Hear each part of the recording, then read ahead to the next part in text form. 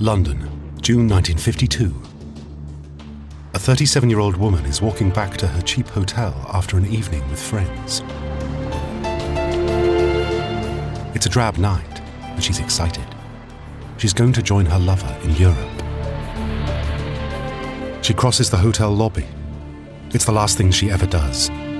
Within a few minutes, she is dead.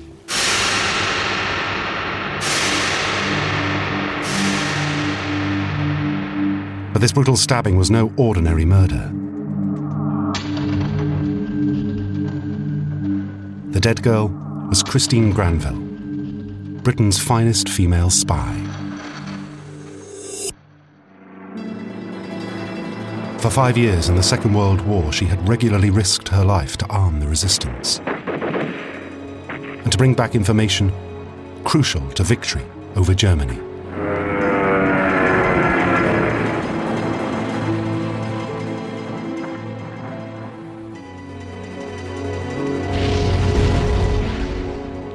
Beautiful, charismatic, and cunningly intelligent, she is said to be the inspiration for the original Bond girl, Vesper Lynd.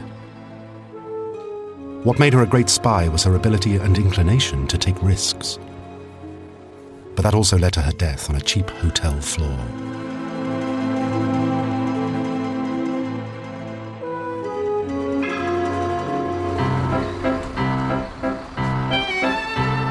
The old town of Warsaw today gives a glimpse of what life was like in Poland in its heyday, the 1930s. Then it was still celebrating being the new capital of a country which had only finally achieved independence after the First World War. It was quickly becoming one of the most fashionable cities in Europe, with its pretty cobbled streets and tiered houses, where people came to enjoy themselves, talk, eat, and have fun. Despite the turmoil of the Second World War and decades of domination by communist Russia, the city seems to have survived surprisingly well.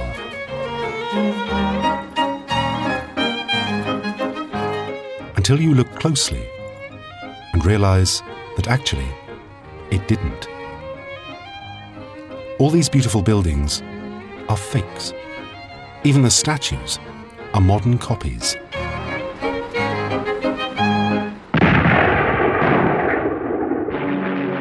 "60 years ago, this most attractive of old cities lay in rubble, obliterated by Nazi bombs, shells, and dynamite. The city was completely destroyed. Every house, church, and shop. Since the war, though, they have all been rebuilt so painstakingly and meticulously that the new Old Town fools most visitors. In 1980, it even became a World Heritage Site.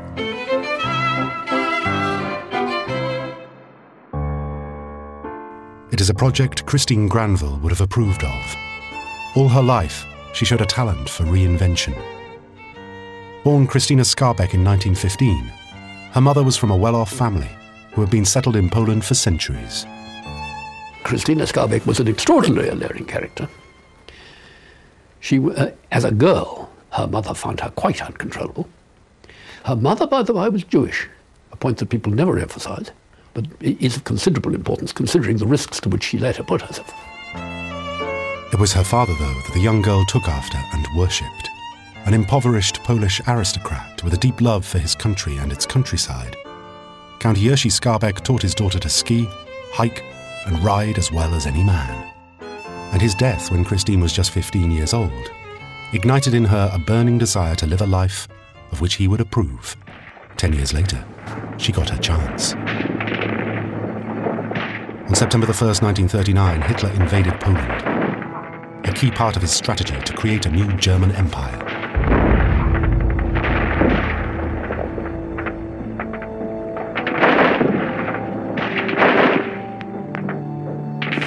Despite heroic resistance, the Polish army proved no match for the German panzers.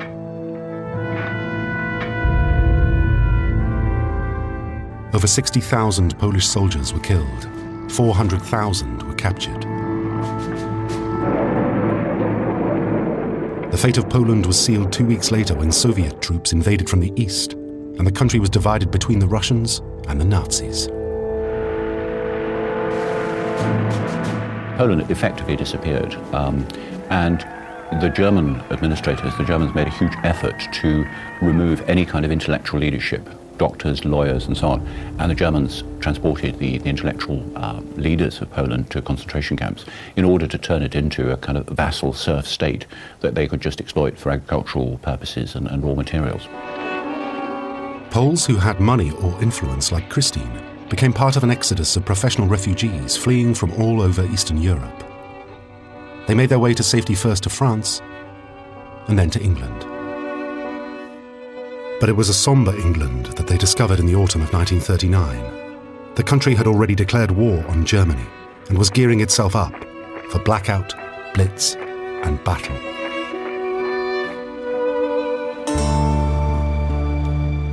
Christine got used to the dark and gloomy London streets, especially around the heart of the British government in Whitehall. There she was introduced to officials from British intelligence keen to meet Poles who might be persuaded to spy for their country. Christine needed little persuasion. They thought she was ideal spy material. As a youngster, she'd been passionate about riding, skiing, and so on, which in many ways was an ideal qualifications to be an agent. She was very courageous. She was a bit of a gambler as well. She typifies many of the features that recruiters would be looking for. A passionate patriot, someone with very good language skills, an ability to work on your own, an ability to be pretty fit and to survive under potentially some very grim conditions.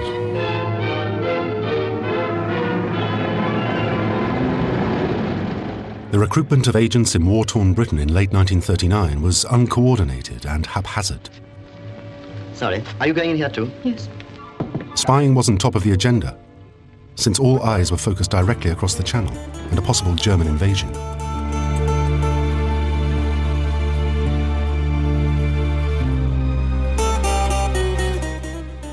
But anybody who wanted to try and sabotage the Nazis and stood the smallest chance of succeeding was encouraged either officially or through the back door. Christine convinced one official that she knew what she was doing and was taken on and given an alias as a journalist. Nobody really expected her to succeed. Christine, though, had other ideas.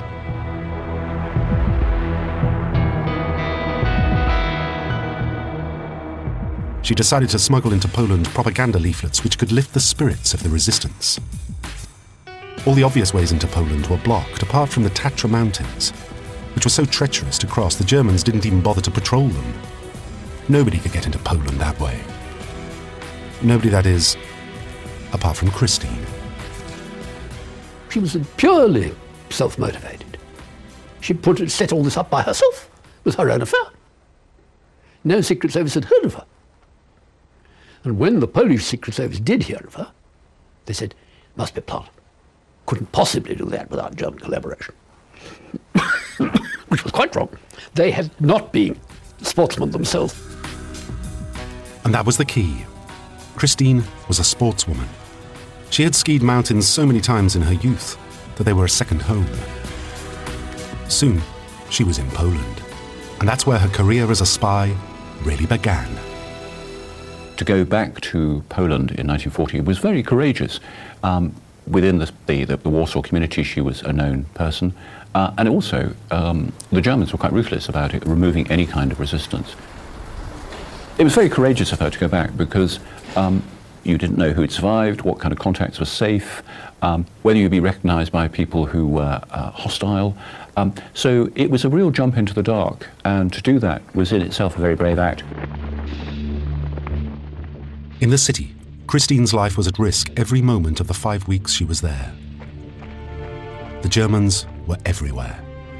The city was crawling with the Gestapo. And it wasn't just the enemy that she needed to look out for. The Poland she had known had vanished, and it was now a place of double agents and spies. Even those who had been friends could turn out to be untrustworthy. Sitting in a cafe in Warsaw one day in February 1940, just before she was due to make the perilous journey back to Hungary, Christine was recognized by an old acquaintance, surprised to see her in the city. Christine coolly replied, the woman was mistaken. She has never seen her before. The woman left. Christine's cover wasn't blown.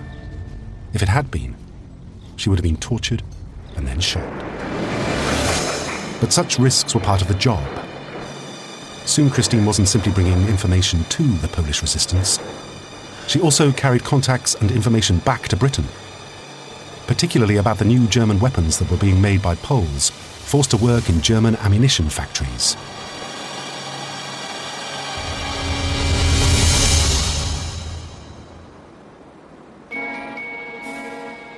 And then she was trusted with the most important piece of information.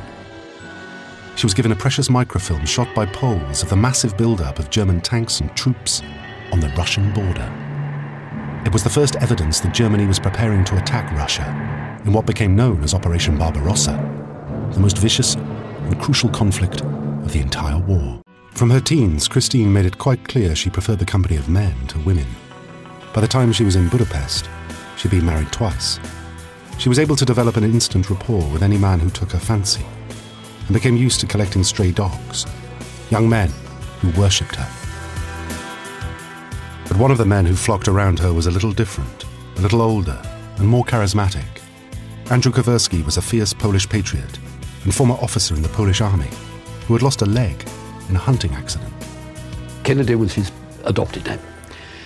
He fell passionately for her in Budapest and was at first rejected. But slowly she came round. Soon she realized she had met the love of her life. And one thing led to another. And they became very close and spent most of 42, 43, early 44 together. Andrew's disability meant he couldn't undertake the journeys to Poland. Instead, he organized an escape route for refugees and prisoners of war. Christine joined in, and soon dozens of Polish officers were making their way to the West through their network, including trained pilots who were desperately needed by the Allies. She made it her job to smuggle people out of Poland. No Secret Service told her to do it. But she knew that the Polish army had been catastrophically defeated, and that a lot of officers had survived, and that the army was being reconstituted elsewhere. So it was manifestly her duty as a good Pole. So successfully did she do her duty that soon she and Andrew were at the top of the Gestapo wanted list. Budapest was becoming as dangerous as Warsaw. As the war progressed, the Nazi grip on Central Europe tightened, even on countries like Hungary that were meant to be independent. The Gestapo piled on the pressure on the Hungarian authorities to crack down on any dissidents. Christine was arrested twice, the last time only escaping deportation to Germany and certain death, by feigning illness and persuading a Hungarian doctor to say she was about to die. The Gestapo vowed to get revenge. Soon, they got their chance. In late 1940, Hungary abandoned its official neutrality and threw its lot in with the Nazis.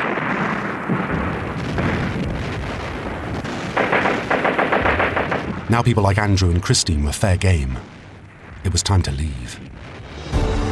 With the help of the British ambassador, they escaped in Andrew's small car, making a perilous journey across southern Europe and the Middle East to the safety of Cairo. This was British territory, but was hardly a war zone. The North Africa front was hundreds of miles away in the desert, and Cairo was a haven for relaxation and pleasure.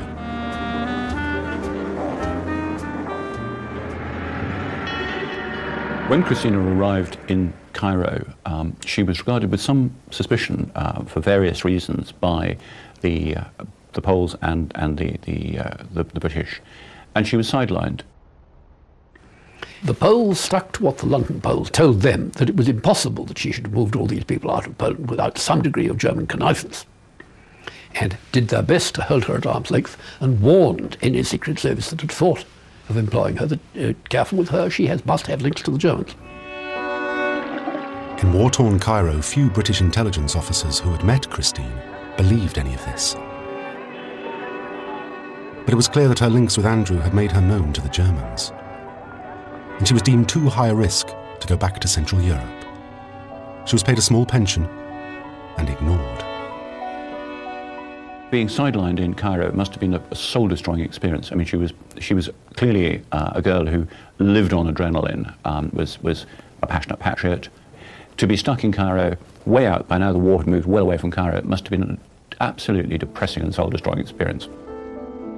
It was. For 2 years, Christine was given absolutely nothing to do.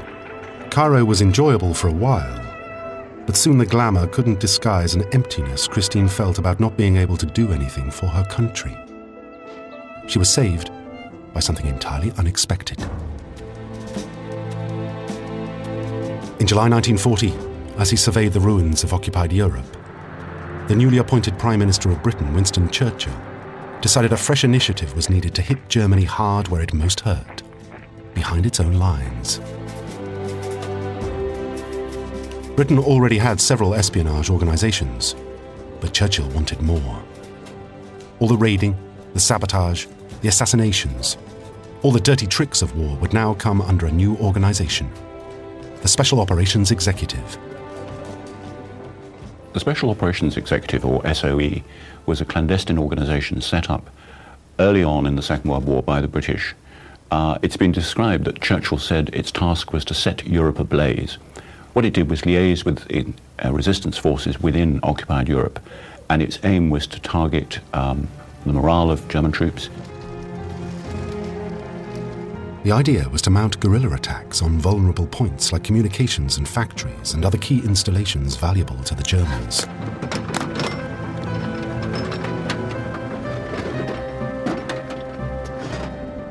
SOE's task was to coordinate these attacks by supplying ammunition and organizing resistance groups on the ground, some of whom hated each other more than the enemy.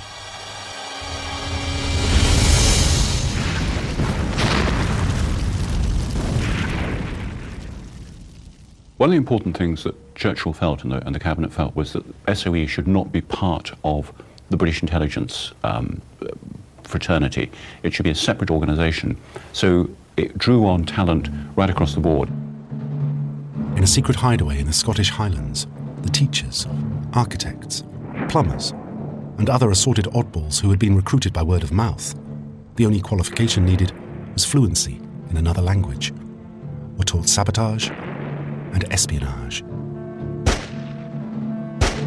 They were issued with a gun and taught how to fire, not according to military principles, but in a style developed by the Shanghai police. Don't bother to aim, just point and fire, and then fire again. On how many occasions may your life depend on correct dealing with a sentry? He should be stalked from behind, then struck across the Adam's apple and punched in the small of the back. And he's dragged away to where the Japanese stranglehold can be applied. And that's the end of that one. Finally, they were given the famous cyanide pill, just in case. They told us almost apologetically about lethal tablets, suicide pills, to be taken only as a last resort. The first agents were sent into France in 1941. By the end of the war, SOE employed over 13,000 people. 3,000 of them were women, and they weren't just secretaries. Many were involved in planning and strategy. And a small select few were working undercover as spies and secret agents. In early 1944, SOE offered Christine Granville a job, but this time not in occupied Poland, but in a hidden corner of the south of France, the Vercors. It's a land of rough terrain and high limestone plateau. It's difficult enough getting around now, but 70 years ago these roads were almost impenetrable. Not surprisingly, the occupying Germans found them impossible. So the Vercors became one of the most celebrated strongholds of the French resistance, the Maquis, who used the secret mountain paths, the dense forests and deep caves and ravines to come and go at will. It was ideal because the land approaches were roads, narrow roads coming up through gullies and valleys. You could watch and see where the German troops were coming up them. You could potentially ambush them. On the plateau itself, you had an open area. You could take deliveries of parachuted supplies and so on. And in fact, Vercors itself set up the Free Republic. The farther north we moved, the more German resistance stiffened. But the FFI was organizing on a larger scale than ever before. And from the farms and towns, French men and women were forming scouting patrols and regular rifle companies.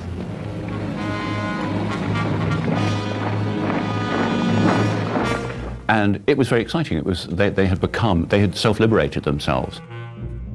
And central to this liberation was an Englishman. Francis Commerz was perhaps the most outstanding SOE operative working out of occupied France. Born in London in 1915 to a Belgian father, Commerz was a pacifist until the death of his brother produced a change of heart. He volunteered to fight, and his intelligence and fluency in French made him a prime candidate for SOE. Although his height, he was 6'4", made him hardly an inconspicuous spy. SOE had a real problem in the south of France. Many of its agents had been caught or betrayed by collaborators. Most had been tortured, and entire networks and circuits had been compromised. The British knew they had to do something drastic. We must assume that the whole of the organisation that they built up is blown, and send out a new organiser and wireless operator as soon as possible to get that area going again. Commerz was the man chosen.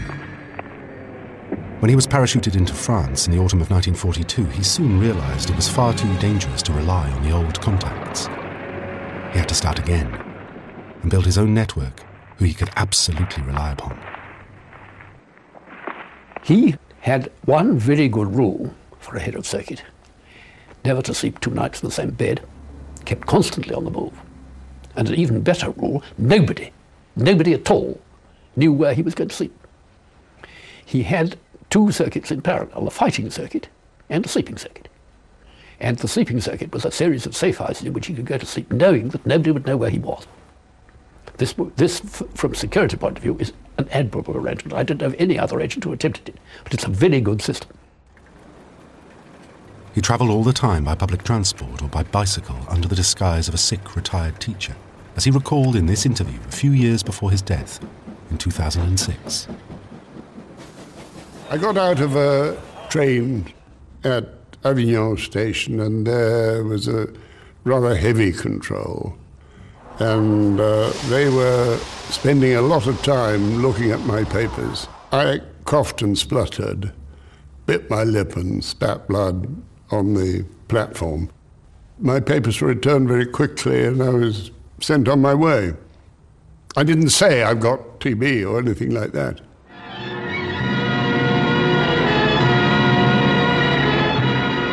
By the start of 1944, he had survived far longer than most other SOE agents in France, and had set up his own circuit of several thousand French men and women all involved in sabotage against the Germans. But he'd had a serious setback. His Irish assistant had been captured by the Germans. She would subsequently die in the gas chambers. Commerz needed a replacement urgently. SOE had just the woman. Good morning. Good morning. Morning, sir. Good morning.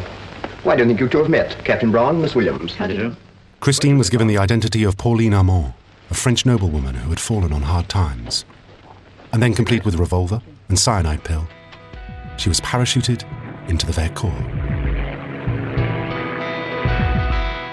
It's difficult now to appreciate what risks agents like Christine were taking. By 1944, 100 British SOE agents had been captured in France. Almost all were tortured. One method was to immerse them in water until they almost drowned. Heinrich Himmler, head of the SS, said that the British spies should only be allowed to die after they had been tortured to the point of revealing everything they knew. One British spy who was captured by the Germans remembers the experience vividly, even 50 years later. He survived, but only just. The beating usually started with a slap in the face. And then it went on. It was meant to break you physically and morally at the same time. This is what Christine was risking, and she didn't give it a moment's thought. She was exactly what Commerz needed. His main job was to recruit people and keep their spirits up, and Christine helped enormously. She exuded a subtle, delicate charm and created a climate of friendship so rapidly that people felt they'd known her forever. Her courage, Reliability and appreciation of detail ensured that she was trusted by resistance groups across the south of France who became not just her allies, but her friends.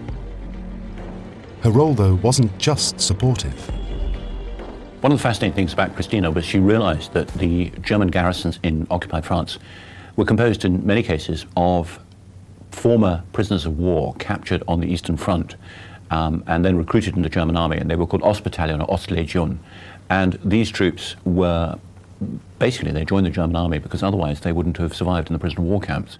Several people attempted to get the Osttruppen, of whom the Germans had thousands in France, to change sides. I had a friend in SAS who tried to do what he could with the Russians and Georgians in Brittany, without much success. And she reckoned it was worth putting pressure on them because to say, look, you've got to get out of the German army because you are now on the losing side.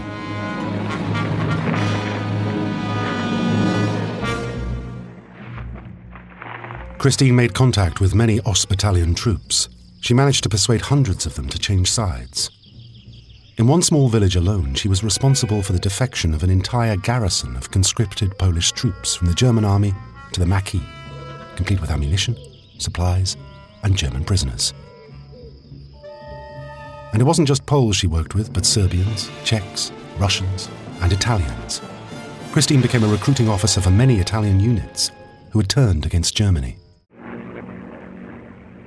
The Vercors kept asking for heavy weapons. SOE kept failing to provide them for perfectly sound reason. You can manage the heavy weapons all right. SAS, for example, parachuted a 6-pounder anti-tank gun with no trouble at all. What you can't manage is ammunition supply. You might get a dozen rounds in with the gun, which for SAS purposes answered. But for purposes of fighting an artillery battle, you need shells by the hundreds of tons, which you can't provide by parachute. Therefore, it was an SOE and OSS rule, nothing heavier than a bazooka.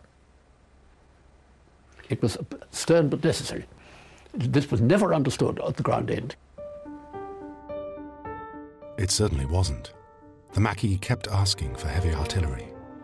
Christine kept pleading to London for it, but none came. This wasn't just a pity. It turned out to be a tragedy. On the 6th of June 1944, the long-awaited Allied invasion of France began. On the beaches of Normandy, 200,000 troops landed. To coincide with this, resistance groups across France were ordered to engage directly with the Germans to tie up their forces. Paris had been conquered. In Paris, this worked well. The city provided camouflage for the resistance to capture tanks and heavy artillery from a German army which was less interested in fighting than escaping. Perhaps the time is over for German victories.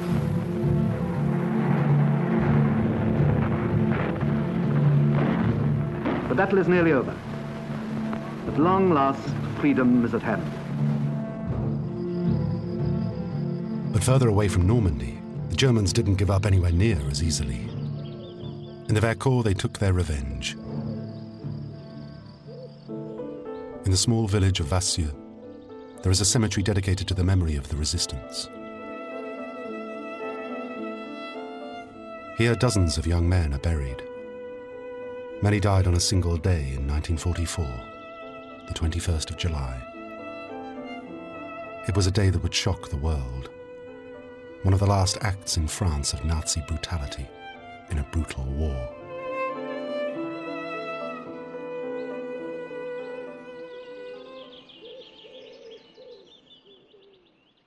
Taking his cue from the Normandy landings, the mayor of Vassieux had rashly proclaimed his own town the centre of the Free Republic of Vercors. For a few days it seemed he might get away with it, and Vercors would follow Paris and become part of the new Free France. Instead, it became the place for the Nazis to strike back in what became known as the Battle of Vercors. Actually, it wasn't so much a battle. It was a massacre. The people of the Vercors expected the Allies to parachute in and help them rid themselves of the Germans. What they got instead was the SS. The Germans didn't do much about it for a bit, but eventually, in July, diverted several thousand men and a squadron of SS glider-borne expert killers, and cleaned up the Vercors in ghastly circumstances, raping most of the women and shooting most of the men, wounded included. The tragic thing is, as the planes flew in, the partisans, the resistance workers on the ground, saw these planes in the skies, thought the Allies have come, and then the parachutes start to deploy. And they think, great, you know, these are British parachutists. And the gliders come in. And of course they weren't. These were German paratroopers and German gliders. And the partisans were caught completely off their guard. And there was a level of brutality which was quite appalling in the fighting in Vercors. I mean, dreadful things happened, and terrible acts of brutality. The SS even discovered the Resistance's secret hospital in a cave deep in the Vercors forest. The nurses, doctors and patients who could walk were deported to concentration camps. The rest were shot.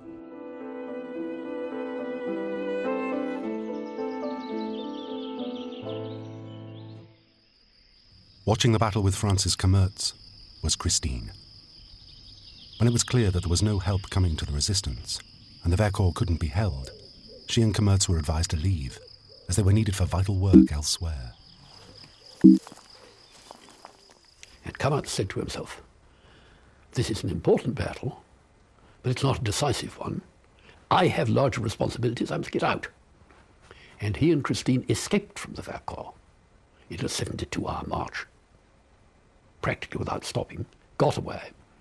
And Francis went back to his job commanding all resistance forces east of the Rhone.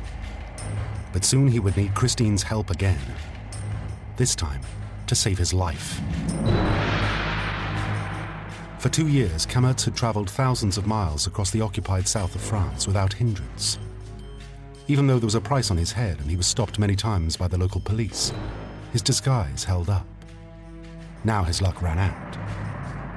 On August the 13th, 1944, just 2 days before the Allied invasion of southern France, he was travelling with 2 other British agents when he was stopped at a routine roadblock and recognised by an observant policeman. A rather sharper-eyed policeman than usual noticed that he stood 6'4", and remembered there was a man 6'4" high on the wanted list and said, "You better stay, mate," and took him off to prison. The 3 men were arrested and held in a small town. They looked likely to be tortured and were certainly going to be shot. But news of their detention spread. When Christine heard about it, she moved fast. She came up with a plan which meant risking her life. She watched where the Gestapo were holding Camertz. Then she approached an officer and confessed she was a British spy. But she said she was the niece of the famous British General Montgomery. And unless they released Camertz and his colleagues, the Germans would be lynched when the Allied troops arrived. And the fellow said, I would let him out for 3 million francs, plus a guarantee that I'm not prosecuted. She said, fine. They shook hands on it. She went back to her wireless operator and turned up next day with the 3 million francs, which had been parachuted into her by Algiers, who said to themselves she wouldn't ask for it if she didn't need it. That sort of character. Sheer brass. It worked. The prisoners were freed. She saved Francis Camertz from execution. He was going to be shot the following morning. He remained profoundly grateful to Christine for the rest of his life. 5 years of successful opposition against the Nazis well behind their lines earned her a George Medal and the Croix de Guerre.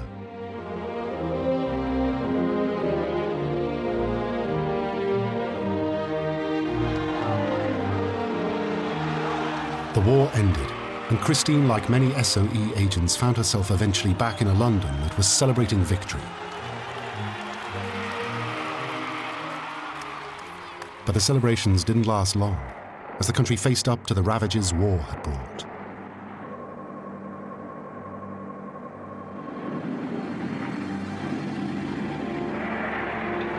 Soon Christine was out of a job, as SOE was wound up.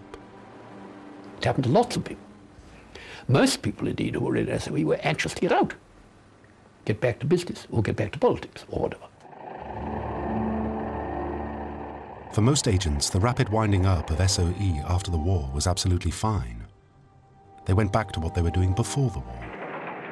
But for a few, adjusting to a more humdrum life after the excitements and dangers of spying wasn't easy. They found civilian life boring. As indeed it was by comparison with what they'd been up to. Some couldn't take it. A few drank themselves to death. Whiskey wasn't the answer for Christine, but she found adapting to civilian life in a strange country particularly hard. Spying, after all, was all she had ever done. She could hardly go back to Poland now that it was controlled by the communists. Perhaps one of the most tragic things about Christina was when the war ended, the British government said to her, well, thanks very much for what you've done. They gave her a month's pay, and they said, you're on your own.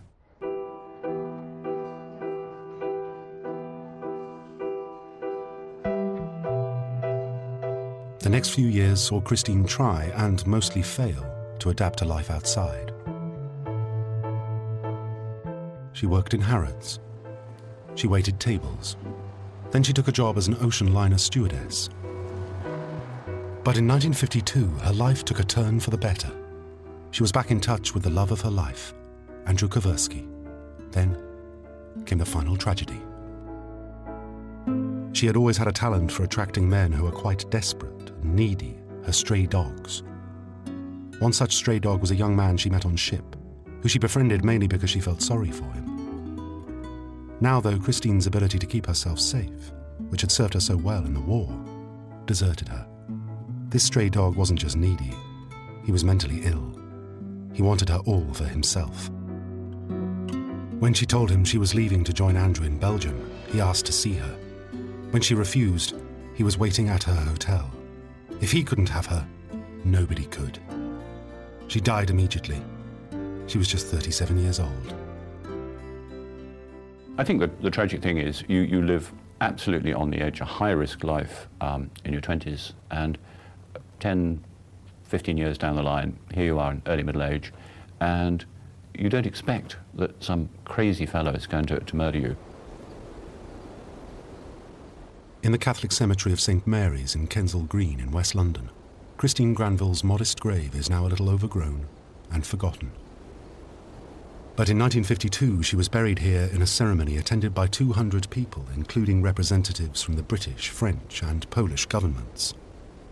Present too were the two men that meant most to her in life: Francis Cammertz, whose life she had saved, and Andrew Kowarsky, the only man she had really loved. Andrew never recovered from Christine's death. When he died, his ashes were placed here in her grave. I think as a woman agent, Christine is outstanding. She is hugely courageous, but I still feel that at the end of her career she was treated very, very shabbily by the government. And I think in 1945 there was very much a feeling, it's over, we want to get on with ordinary life, we don't want to kind of be involved with all this aftermath of the war. Today, however, Christine is remembered and honoured. She was one of the most heroic and successful SOE agents of the war, serving the British state longer than any other female agent. Her bravery, brazenness and intelligence represented everything that SOE sought in their agents. She was Winston Churchill's favourite spy.